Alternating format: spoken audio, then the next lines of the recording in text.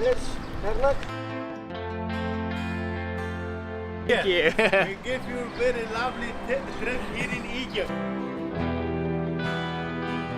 Felucca rides. No tourist mark. Oh, felucca? Yeah. How much for felucca? An hour, I take 100 Egyptian pound.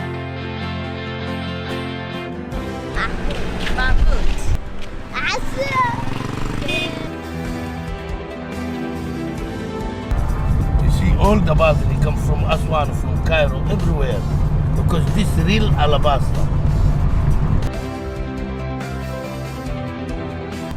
Not same in the bazaar, you make it for a plastic. This here is the Horus, the son of Osiris. This is the queen here. This here is the queen. The queen. Queen. The priest is here. I don't think Small so. price, 1 hour, long time. Yeah? 60 minutes.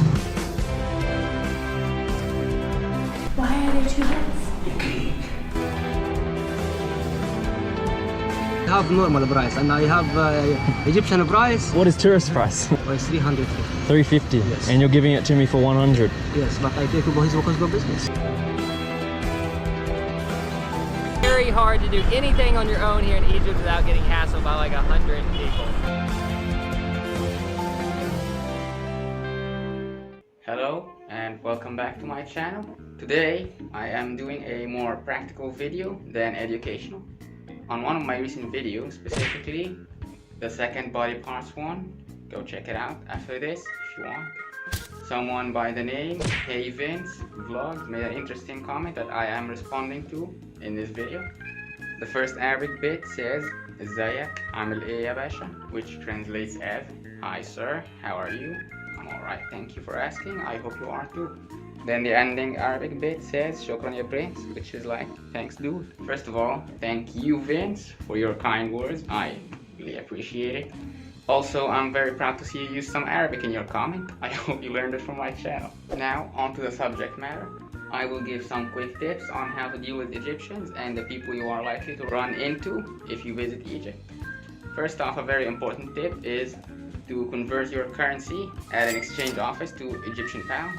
It draws less attention and some shops and people might not accept foreign currency. Tuk-tuk drivers, you are probably not going to come into contact with them as a tourist. They are usually found working in less organized areas of Cairo and slums.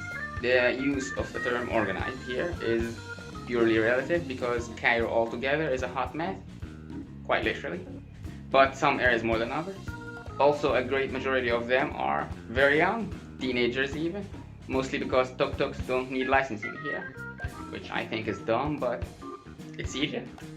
Back to the point, you won't be dealing with tuk-tuk drivers unless you choose to and go out of your way to, in which case I cannot stress enough the importance of having an Egyptian, preferably someone who's from Cairo itself, accompany you and deal with the driver and make sure he doesn't scam you or attempt anything sketchy. If you have a friend or a tour guide provided by the company, you can request that they take you on a ride if you want. If you are on your own, avoid getting on a tuk-tuk in a secluded area and get the price before getting on.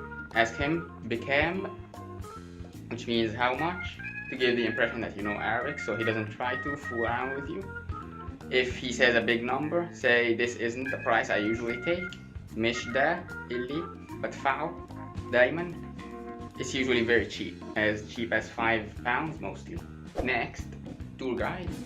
Usually your dealing with them will be pretty straightforward. They take you to sites, they show you around and all that. But I have talked about some of the bullshit they might try to pull on you in one of my previous videos. The guides make most of their money off of tips and their actual salary, which is already low, is not given in full.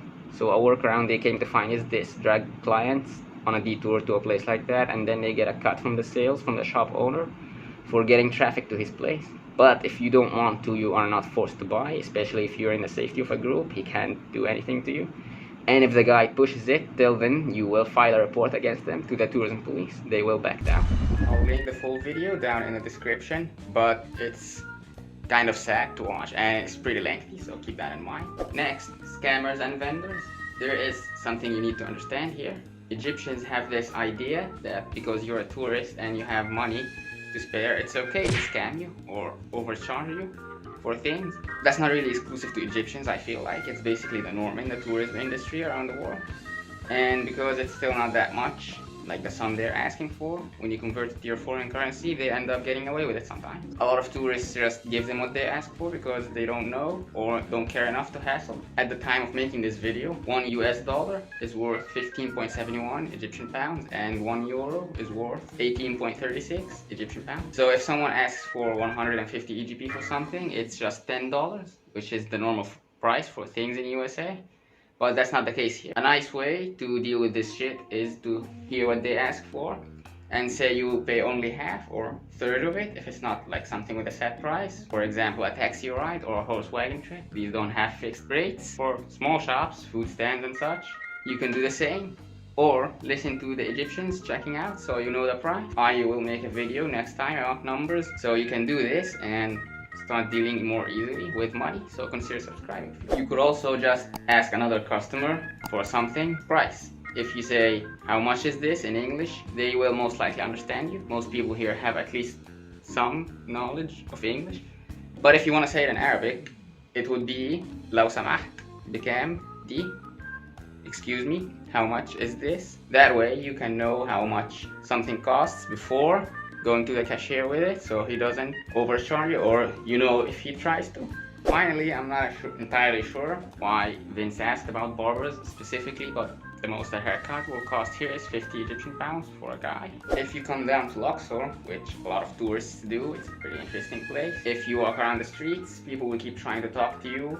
Beggars and little children will follow you and ask for money or try to sell you small items like pocket tissue packs. Some of them give up after a few no's and some don't, but they're generally harmless. You don't really have to worry about it. Horse wagon drivers are another story. They always overcharge tourists and lie to them. Something almost all of them do is say a price before taking you on the ride, and at the end making it higher or saying it was the price for each person if you are not riding alone. So make sure you specifically get the price and what currency it is in before you start, because sometimes they will say, for example, just say 50 pounds, and then by the end of the ride they will say they meant English pounds. Also, after you get the price, try to haggle it down as much as you can because it's still going to be overpriced even before you start the ride. If you are very unlucky, the driver might be dangerous or try to take you somewhere secluded and rob you. It's better to have someone with you, even better if it's a local. This is not like a regular occurrence or anything like that, don't get the wrong idea, but it has happened before, so I feel obligated to mention it so you can know and decide how careful you want to be about this. Now, sailboat people on the Corniche, which is the area / boardwalk thing along the Nile, they will talk to you and follow you for a while, trying to get you to get on a ride on their boat, which are actually really nice. I recommend you take one, but avoid getting scammed. The price for an hour or two long ride is 1 to 150 Egyptian pounds. They will give you the tourist price, which is gonna be at least double that. But if you insist, they will give in once they realize they're gonna lose it all. The same goes to vendors at bazaars and such. If you insist on your price and when they decline, you just walk away, they will chase after you and accept whatever price you said. If you're not interested, you just say shukran, which means thanks, and keep walking. Taxi drivers are pretty much the same, especially in Luxor. To avoid problems, agree on a price before getting on. Also, you are less likely to get scammed if the taxi you pull over is not one that is waiting in front of a hotel or at the airport or any touristy area. These used to deal exclusively with tourists, but since business isn't doing too hot lately, they work with anyone now. But they will still hassle a lot and give you a lot of bullshit. That's all for today. I hope this helps. If you end up visiting Egypt, I hope you have a safe trip and a good time. You don't need to speak Arabic as much as understand it to visit Egypt and stay out of trouble or hassle. If you have any questions about Egypt or Arabic, I would love to hear them in the comments. And thanks again to Vince for inspiring this video. If you like the stuff I make, please consider dropping a like and maybe even subscribing. It really helps me out and the channel, and you will be part of my community that I still haven't thought of a name for, but I will soon. Probably. Anyway, thanks for watching, and I'll see you guys next time with my numbers video. See ya.